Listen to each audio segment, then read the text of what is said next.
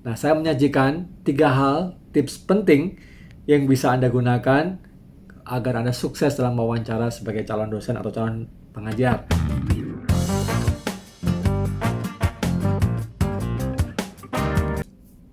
Bagi para calon dosen yang saat ini melihat video ini dan Anda sedang bersiap-siap untuk menghadapi wawancara sebagai calon dosen atau calon pengajar, saya ucapkan selamat ya, Anda sudah masuk ke video yang tepat ya, sudah masuk ke channel yang tepat. Nah, saya menyajikan 3 hal tips penting yang bisa Anda gunakan agar Anda sukses dalam wawancara sebagai calon dosen atau calon pengajar. Namun, saya akan berikan 1 super tips lagi tambahan kalau Anda menonton video ini sampai akhir. Assalamualaikum warahmatullahi wabarakatuh. Saya Tirta Mursitama. Selamat datang di channel Kampus Kita Viewpoint. Pandangan dari kampus.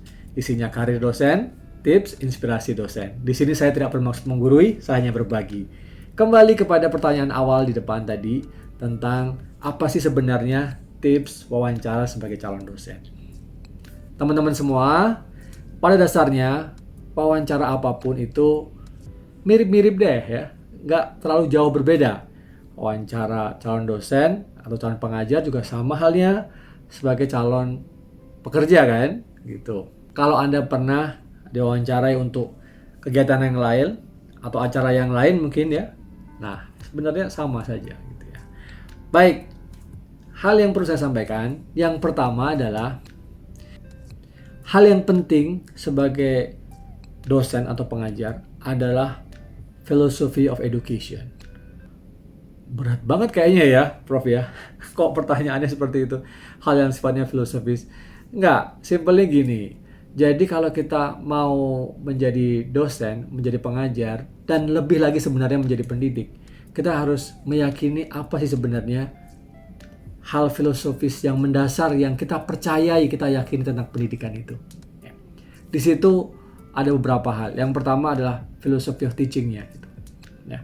Bagaimana Anda atau calon dosen ini melihat atau meyakini cara-cara pengajaran seperti apa ya, cara-cara mendidik seperti apa. Ya. Tentu Anda yang baru lulus nih, yang fresh ya, dari pendidikan S2 ya, karena syarat menjadi seorang dosen adalah minimum S2, tentu sudah mendapatkan ilmu-ilmu tentang mungkin cara mengajar, filosofi tentang pendidikan seperti apa, dan yang lebih penting sendiri adalah dari diri Anda sendiri. Apa itu? Ya, bagaimana Anda mengajarkan ke orang lain, mengajarkan kepada peserta didik, kepada mahasiswa, dan cara-cara seperti apa yang Anda yakini benar.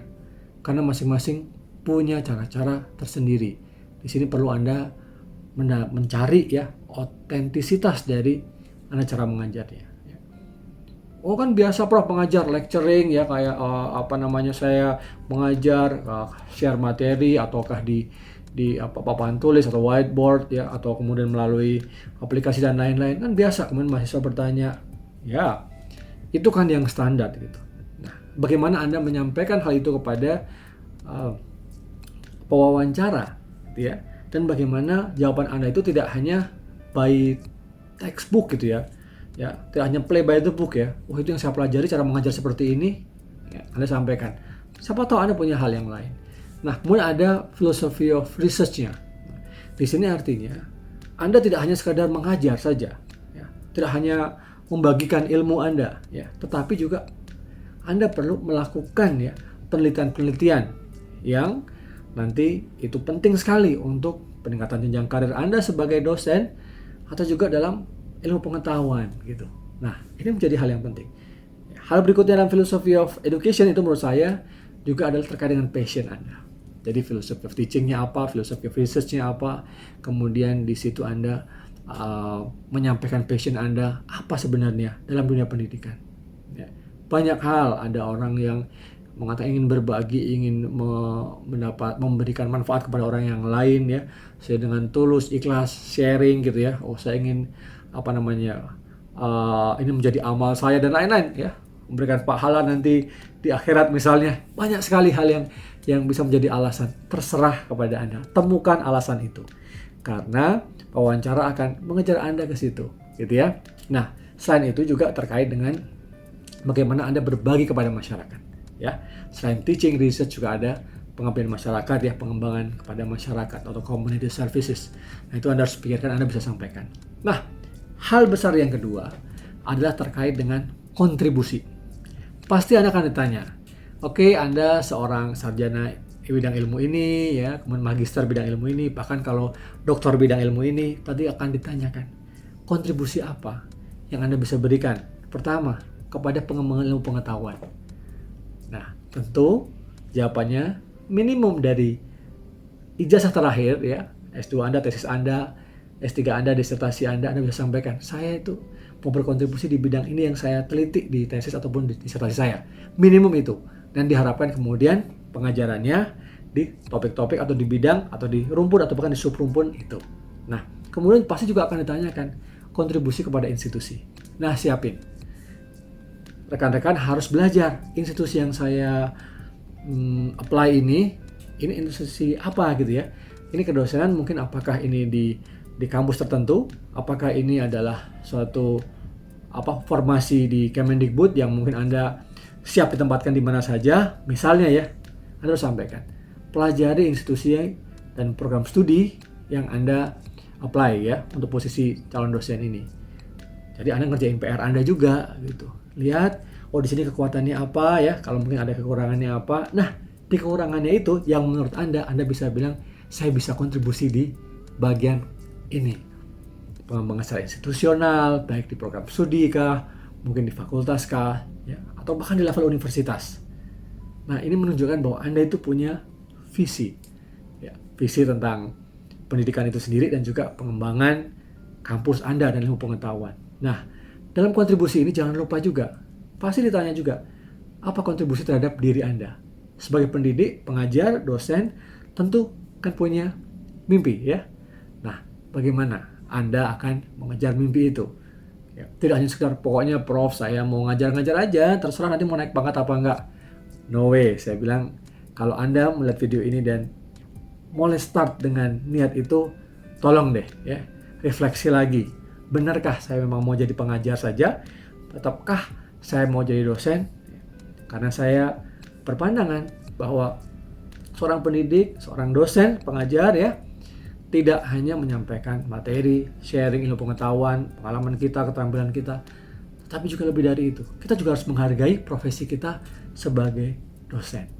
Ya, nanti Anda akan bisa memahami lebih dalam apa sih maknanya Prof Tirta ini bilang ngomongnya harus memaknai profesi sebagai dosen. Nah, coba ya renungkan dulu. Yang ketiga, hal besar yang ketiga yang tidak kalah penting adalah komitmen. Penting sekali bagi institusi yang Anda lamar mengetahui apa sih maunya Anda. Maunya Anda setelah kontribusi ditanyakan, terus kemudian bagaimana Anda komit ya, Anda mengabdi di kampus tertentu ini ya yang Anda lamar itu ya, apakah itu di perguruan tinggi negeri, apakah di perguruan tinggi swasta ya, ketika ada formasi, Anda pasti akan ditanya. Nah, Anda perlu menyampaikan nih, Anda harus menyampaikan secara terbuka ya. Makanya siapkan juga peta jalan kehidupan Anda, ini penting sekali ya. Paling tidak Anda harus menyiapkan 3-5 tahun ke depan ya, jangka pendek sama menengah itu harus bisa sampaikan.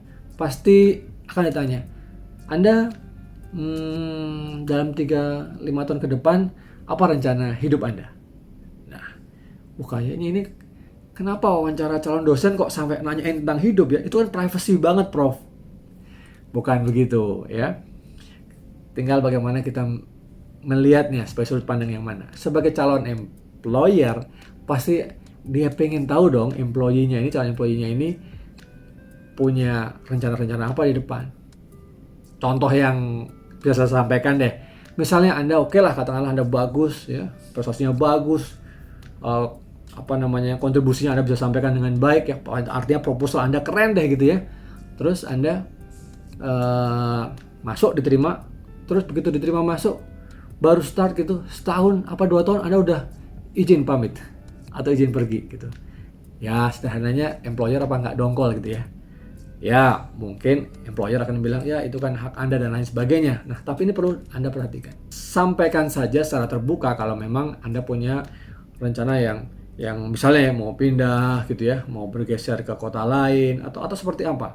Misalnya nih ya, uh, semua orang ya kan, yang belum menikah gitu ya, mau menikah gitu ya. Nah, soal jodoh dan segala macam itu memang urusan Allah Subhanahu wa taala ya, Tuhan yang Maha Kuasa. Tentu Anda juga harus cari usaha gitu ya. Nih yang belum menikah nih, ada mana angkat tangannya. Ya, senyum-senyum nih saya lihat nih. Ya. Jadi mungkin terutama untuk yang calon dosen perempuan ya, akan ditanya kemudian apa rencananya. Nah, kalau Anda menikah gitu ya, mengikuti suami misalnya ya. Nah, apakah Anda akan pindah gitu ya? Apakah Anda akan tetap di sini gitu ya? Minimum dari komitmen dari diri Anda sendiri ya, dari sudut pandang Anda sendiri. Walaupun tentu nanti kalau Anda sudah menikah, mungkin juga Anda harus diskusi dengan suami atau yang apa yang laki-laki nanti diskusi dengan istri gitu ya. Pasti kan akan didiskusikan itu. Tapi paling tidak sampaikan secara terbuka. Jadi employer itu tahulah kira-kira, oh ya kalau saya hire orang ini, kalau saya terima orang ini, itu saya punya planning terhadap pengembangan sumber daya manusia di kampus saya, di fakultas di jurusan yang saya pimpin gitu ya, di universitas yang saya pimpin. Nah, itu menjadi penting. Syukur-syukur bisa memberikan hal yang lebih long term sifatnya. Nah, di sini ya menambahkan di bagian sebelumnya tentang visi hidup kita. Ya, menghargai profesi sebagai dosen ya. Kalau bisa Anda begitu masuk, Anda sudah punya niatan mengabdi, mendidik, tapi juga sampai puncak ya, menjadi guru besar ya di usia yang memungkinkan ya, dimana ketika takdir akan membawa Anda, kalau bisa menjadi guru besar di bawah usia 40 tahun gitu ya misalnya ya. Nah, itu hal-hal yang penting, 3 hal penting yang pada dasarnya akan diolah oleh para pewawancara ya, terkait dengan wawancara calon dosen dan calon pengajar. Tentu ada beberapa hal lain yang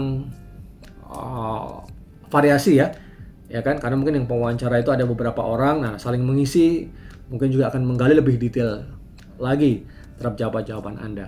Nah, Prof Tirta tadi kan bilang ada yang super tips gitu ya. Nah, apa itu Prof? Baik, sebelum saya sampaikan, terima kasih yang sudah subscribe. Yang belum subscribe, silahkan nih klik subscribe sekarang. Atau yang melihat nih video ini keren, silahkan juga ya like dan juga share. Nah, ini adalah super tipsnya. Super tipsnya adalah jawaban Anda itu perlu konsisten. Ya, dari awal ya, sampai akhir. Ya, dari pertanyaan pertama, kedua, yang ketiga. Calon employer pasti akan melihat konsistensi jawaban Anda. Dan kalau ada misalnya sedikit tekanan-tekanan kepada Anda dalam pertanyaan, dalam intonasi pewawancara misalnya, atau juga ada wawancara yang menanyakan Anda dengan cara sedikit guyon ya, ada ketawa-ketawa gitu, itu juga sebenarnya menilai Anda. Di mana Anda sebenarnya ya secara individu nih ya, itu konsisten dengan jawaban-jawaban dari awal sampai akhir. Akan dinilai oleh para employer. Nah, tentu ya wawancara ini adalah salah satu hasil pelengkap ya setelah Anda ikutin tes-tes yang lain, termasuk kalau Anda mengikuti tes psikologi juga. Nah, nanti kita akan cek gitu apakah hasil psikotesnya ini ya, hasil TPA dan lain-lain itu nanti akan menunjang.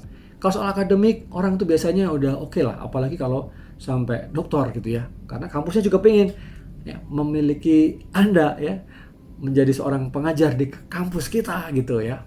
Nah, tetapi kita juga tidak ingin ada calon dosen yang kalau bicara tidak konsisten misalnya ya, walaupun Anda masih berproses tentunya sebagai fresh graduate yang ingin memulai karir sebagai dosen gitu. Nah, itu tadi hal yang bisa saya sampaikan, semoga bermanfaat. Kalau Anda suka, jangan lupa like dan bagikan kepada teman-teman yang lain, para calon dosen semua di seluruh Indonesia. Kalau Anda punya pertanyaan, silahkan tuliskan di kolom komentar ya. Video ini adalah juga respon dari pertanyaan-pertanyaan dari komunitas Kampus Kita Viewpoint. Mari majukan pendidikan tinggi Indonesia melalui kontribusi kita sebagai dosen. Saya juga menggalang teman-teman semua dosen Indonesia untuk menggaungkan gerakan 1000 guru besar baru di Indonesia. Gimana caranya? Simak di video-video saya yang lain. Terima kasih banyak, sukses buat Anda semua. Saya tunggu kalau Anda habis wawancara ya. Silahkan tulis komentarnya. Atau yang udah pernah wawancara, Prof saya mau tambahin. Atau yang Prof sampaikan itu ada yang kurang tepat, silahkan tuliskan di komentar video ini. Terima kasih banyak. Salam sehat selalu, sukses buat kita semua. Assalamualaikum warahmatullahi wabarakatuh.